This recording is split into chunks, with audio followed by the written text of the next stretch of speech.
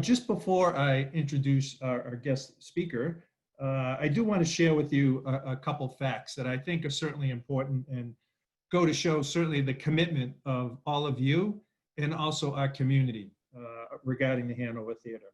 So to date, we have over 260 Franklin Square Society members, which is outstanding. And what's really impressive, and a big thank you to all of you, 75% of you are renewing your membership even during these uncertain times. So you can't enjoy some of the benefits of the theater, but we do so appreciate folks renewing their memberships, knowing that hopefully in the coming months we'll all be together soon, watching a great performance or a show. In addition, what we decided to do a couple months ago is we set up a resiliency fund. And even before we set up that fund, what we did do is we asked the board to step forward with a commitment and to a matching pledge program. And I'm pleased to say that the board had a target of $60,000, and the board itself is donating $68,000 to the Resiliency Fund. And when you couple that with all the money we've received in the community, that sum now totals over $230,000. So certainly, once again, a testament to the strength of the Hanover Theater in our community and people wanting to make sure that we are able to open up sometime in the near future. Also a great sign is our subscription to the Broadway series. We're seeing a 90% renewal on the Broadway series, which once again is a nice sign that people are, when it's safe, are anxious to get back to the theater. So it's certainly, even though during these difficult times, it's certainly great to see all the support that we are getting in the community. So with that, just before our tour, I'd like to turn over for a few remarks to Mary DeFutis. Mary DeFutis, known certainly as the First Lady of the Hanover Theater. Mary has been obviously a great friend and contributor. Her many donations to the theater over the last several years have just been tremendous. So with that, I'd like to thank Mary for those donations and her support of the theater, and ask her to say a few words to you members of the Franklin Square Society. Hello, everyone. It's so great to be here, and I'm so happy to be able to welcome all the Franklin Square members here today. I've been in Florida, but thankfully I'm back in Massachusetts and happy to be here. Over the years, I've always enjoyed hosting the Franklin Square Society at our recognition night, and tonight is just no exception, even more so. It's an event that acknowledges your commitment and leadership role that you all really play in keeping our organization strong and resilient, and it's had to be. An extra thank you goes out this year, as so many of you have hung in there and continued with your fantastic support during the shutdown, and that has made an absolutely huge difference for our theater. I wish we could all be together tonight, but I wanted to share with you the new venue that we will be managing so that we can all sit back and get a look at the new BrickBox Theater. I hope you followed your orders and have your cocktail ready and you're zoomed in for a treat as Troy, our president and CEO, gets us started tonight. Thank you again and again. You are our lifeblood. Mwah. Hello, friends. Thank you for spending some time with us today. This is going to be pretty informal if you hadn't already figured that out. We're just outside to orient ourselves for a second. So, Liv, if you wouldn't mind showing folks, we're right across the street here from City Hall in the Worcester Common. We are in the 20 Franklin Street building. And as you can see, there is the JMAC, the Jean McDonough Arts Center. A gift from Jean McDonough named this space, and other gifts from the Worcester Family Foundations and the Barr Foundation really made this possible. Let's go inside where we can hear a little better.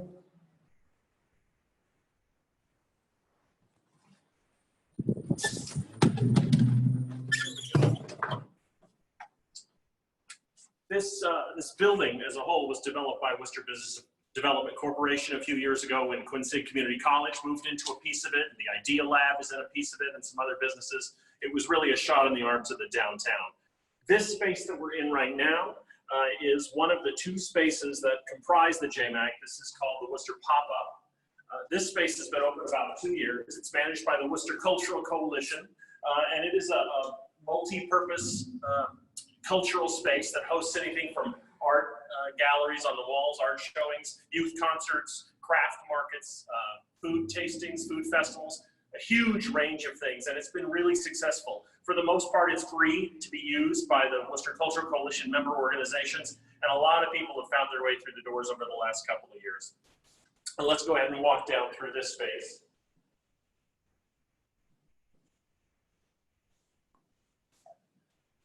This will function as the lobby for the new BrickBox Theater space. And there's no art showing in here right now, so it feels a little empty.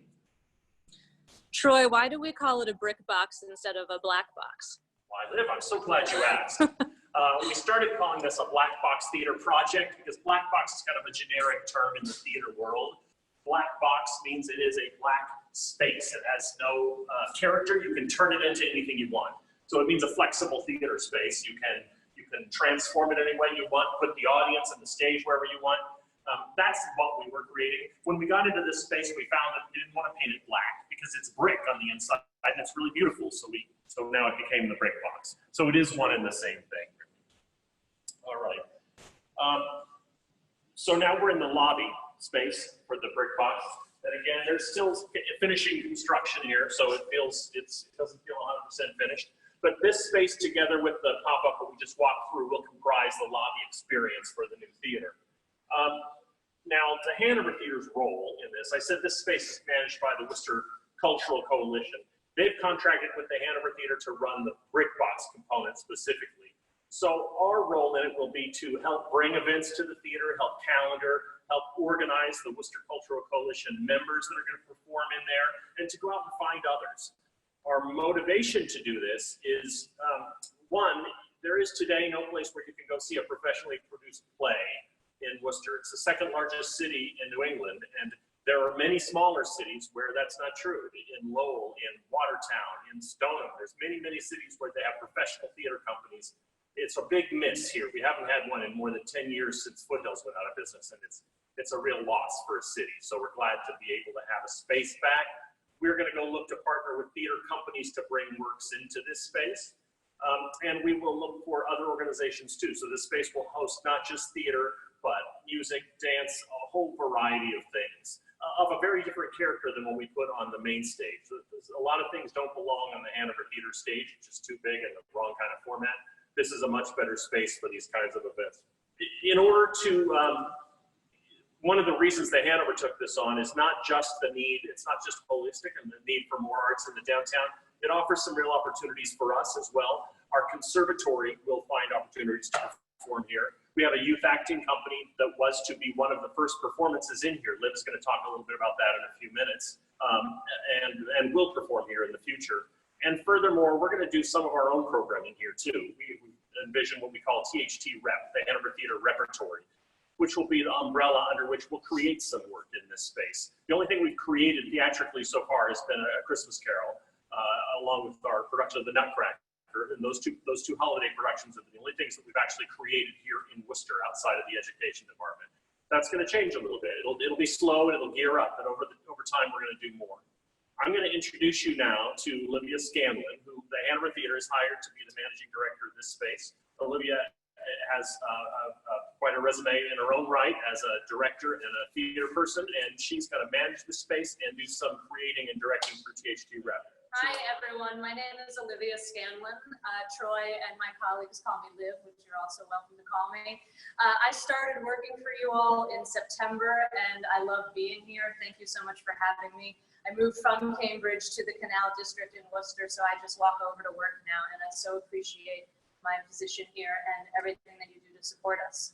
I'm going to tell you a little bit more specifically what's going to be in the BrickBox. Troy mentioned sort of the breadth and width of programming that's going to be here. To give you some very specific examples, the very first thing we actually have scheduled for September is a live broadcast of a podcast that will have a live studio audience. We also have a chamber music concert. We have a youth concert. We have African drumming. We have a really wide range of events that are going to be coming to this space. And as you're about to see, it's a really special, fun, intimate space that gives you a very different theatrical experience than what you're used to at the big Hanover Theater, which is also spectacular in its own right And so the two spaces together are going to sort of round out the kind of performing arts experience you can have downtown. So should we go in? Yeah. All right, here we go. We're walking, we're walking.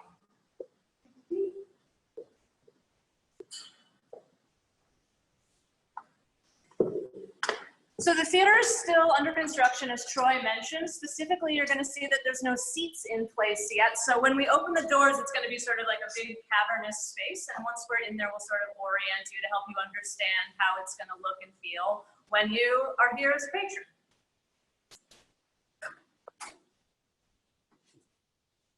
All right. So here we are. Troy's going to sort of pan around here for a moment. We'll sort of walk and talk.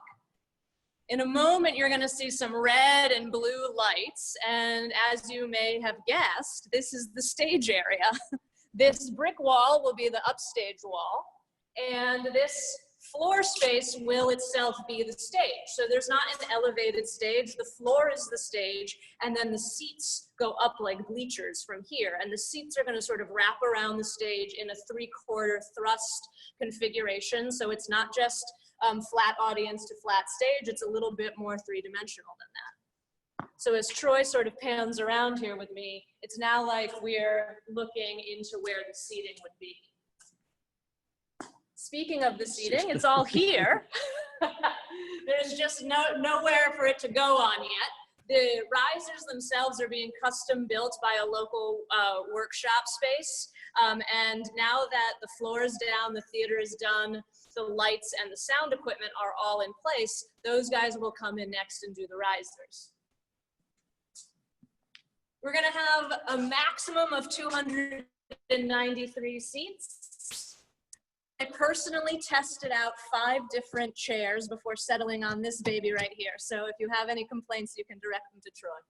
Don't tell them that. Goodness. What else can I tell you about the space? We also have a projector and a film screen. We're going to have some films in here. We already have a weekend-long independent film festival scheduled for November. So that's another fun kind of event that we're going to be able to have in here that you might not necessarily have over in the big theater. Okay. Should we go downstairs? Yes, let's All look right. at the support spaces. So Troy was mentioning that my background is in theater. I started as an actor. I went to graduate school for acting, and then I moved into directing and producing. And so when Troy showed me this building, I was especially excited about this downstairs space. Here in the basement of the BrickBox Theater, we have 3 dressing rooms. The larger dressing rooms can comfortably seat 8 to 10 performers, and the smaller dressing room can comfortably accommodate 2 to 4. And there's also 2 full bathrooms down here, complete with showers. It's a really nice support space for the actors. Here we have a kitchenette and wardrobe area, also part of our support space downstairs.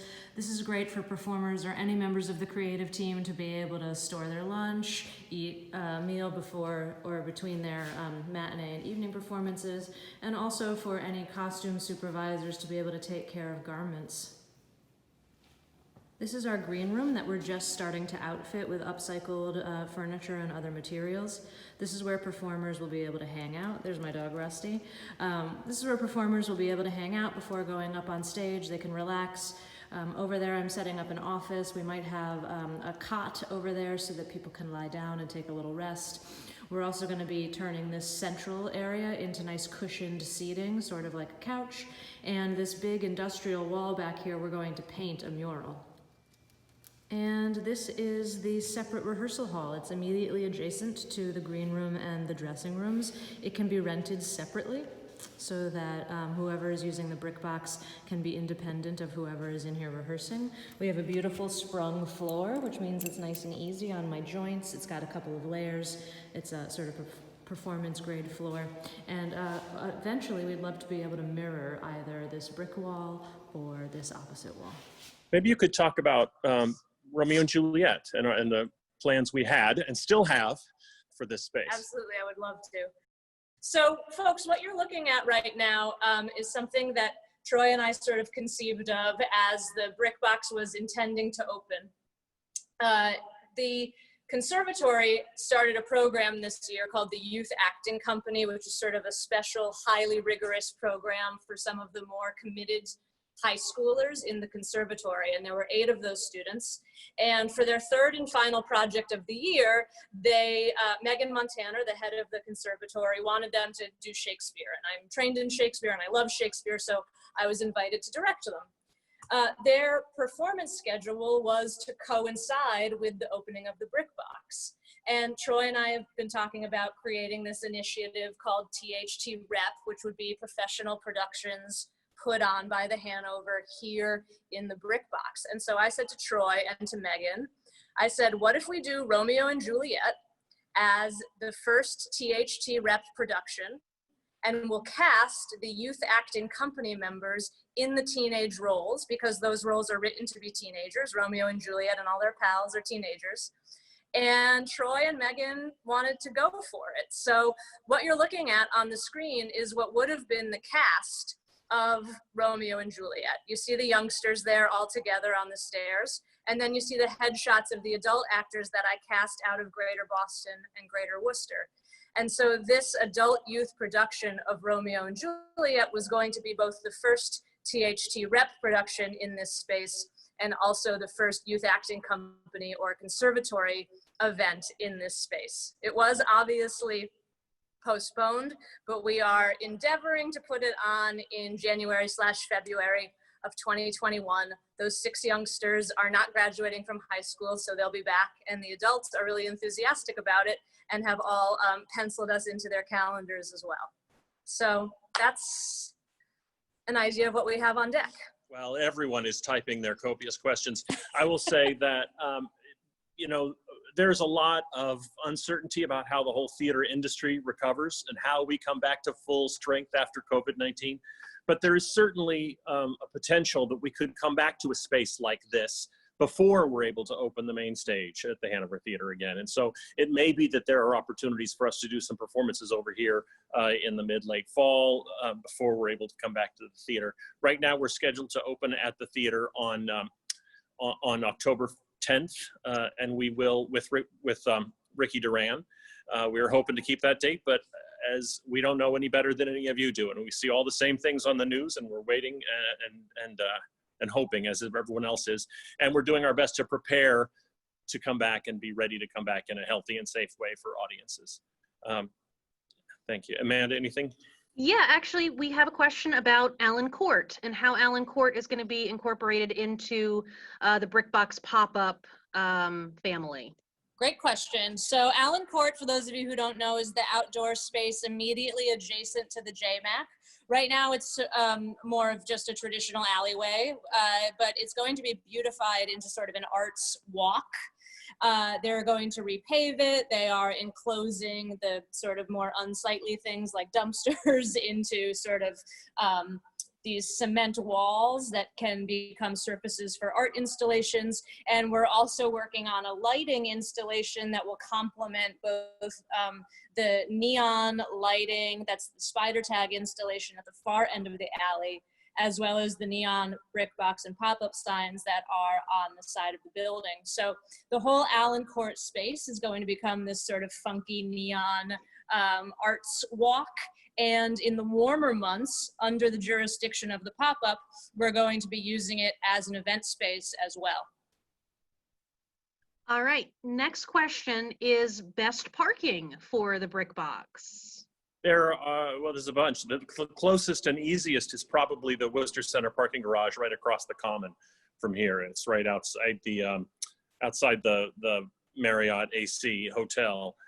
But we are right around the corner from the Hanover Theater as well, and so the garage there, it is city parking. There's also a lot of street parking around here, and with the business improvement district and the ambassadors downtown, there's a friendly place to walk. And of course, when there's a show at the theater, there's an audience around, and so it feels even more so. I'd say the Worcester Common is probably where we will direct most people because it's friendliest and it's an easy walk. And you can see you nearly see the space from it. It's a straight shot. All right, next question. What other theater companies are you thinking about partnering with before we have our own Worcester Rep Theater formed? I think we've had conversations most recently with TheaterWorks in Hartford. That's a theater company that does work that I think would be really well received in Worcester and complementary, not competitive with what we do on stage at the Hanover. We've also had conversations with Merrimack Repertory Theater, which is based in Lowell, with New Rep, which is based in Watertown, and a couple of others. I think that there is excitement about this new space, and it's just about finding the right partners. And we'll explore that over the next couple of years. I think we were pretty far along that road, and then the pandemic happened, and so it set us back a little bit. But there is still interest in this space, and ultimately, this is a great thing for a regional theater company because it helps them take all of the costs and resources that they invest in a show and then bring that show to multiple performance spaces, so they sort of amortize the cost of that production over twice as many audience, and that's the way of the future, I think, for a lot of the nonprofit theaters around the country today, is to find ways to be creative like that. All right, next question is, will there be a separate box office or will you use the Hanover Theater box office? It will be the Hanover Theater box office. When you call, you'll call a separate phone number, and the person answering the phone will say Worcester BrickBox, but the person will be in the Hanover Theater box office. We just have the phones will ring there so that we can maximize the effectiveness of one box office. And then when you click online, it will feel like a different box office, but it'll still be powered by the engine that is the Hanover Theater box office. At performances here, we'll have a walk-up box office. So if you come to see a performance here, you'd buy a ticket on site. You obviously don't have to go around the corner of the Hanover, you just come here. That really was the whole idea behind the Cultural Coalition working with the Hanover Theater to run this space. Rather than go out and hire a box office person and a marketing person and a production person, they can partner with us, and this becomes a piece of what we do. And all of a sudden, this beautiful space gets the benefit of all those pieces in a way that they just couldn't if they were on their own. Will you be using Hanover Theater volunteers for this space? I hope so. It's a much smaller space. We don't need the same level of volunteers, but yes, our intention is to reach out to the volunteers and find out find out who among them is interested in working over here. And I suspect that we're going to get a lot of interest because it's going to be a pretty cool operation over here. It's going to feel a little different, a little less formal, but yes, the volunteers are a big part of the success of the Hanover, and it'll be great to have them be a part of the success of this as well. Will the Worcester pop-up still be available, or will this take over that space permanently? It will not take over that space permanently. That has become a really vibrant space. There's a lot that's happening in there that will keep happening in there. And I think that's exciting. I think that we're looking for opportunities where there could actually be things that would be complementary. If there's a show in the theater at that time, maybe we could find things that could happen in the Worcester pop-up that sort of speak to the same theme or are complementary to it, so that you come through an exhibit or an event that relates to what's going to happen in the theater when you see the show. I think it offers some possibilities. We don't have a lot of detail there yet, but it's not going to stop at all. It's going to keep growing. And while we want the pop-up to be the experience that patrons walk through on their way to the BrickBox so they can see whatever installation or whatever event is happening in there, there are multiple entries into this space. And so it is possible for us to cloister off the pop-up. We've also installed a heavy curtain out between the threshold of the pop-up and the BrickBox. So we are able to somewhat physically separate them if absolutely necessary, but the idea is that they'll work synergistically and that the pop-up audience will be exposed to what's going on in the BrickBox and vice versa. All right, and finally, someone has requested, can we get James Taylor for the opening?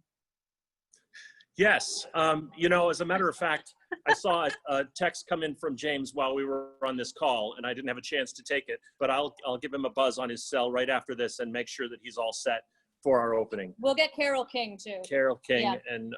And Elton John and Billy Joel as openers. All right, and we've had a request.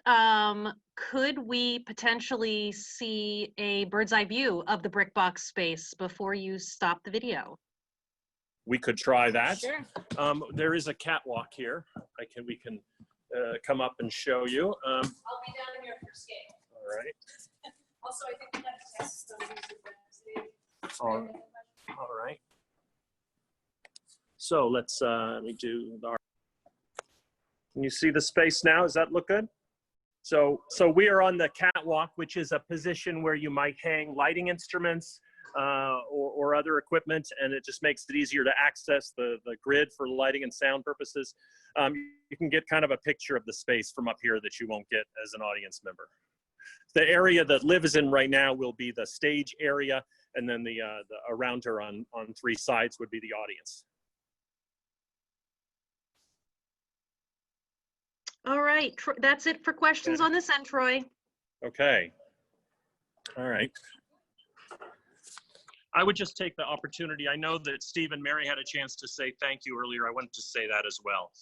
We are going through a tough time right now. I am just grateful that this theater has as much support in the community as it does. We will get through this, and we will be successful because of that support. And it makes it not, you know, the dollars are important, but so is just knowing the help that's out there, and that there are people who care about this theater, who love it as we do, both this theater and the big one across the street, and are going to be there with us when we come back. Thank you, everybody. Steve, I don't know if you wanted to say anything at the end, not to put you on the spot. No, I think you're good, Troy. I think we've said it all. And I just want to thank everybody and hope they stay healthy, and we look forward to seeing them soon, whenever that might be. Very well. Thank you, everyone.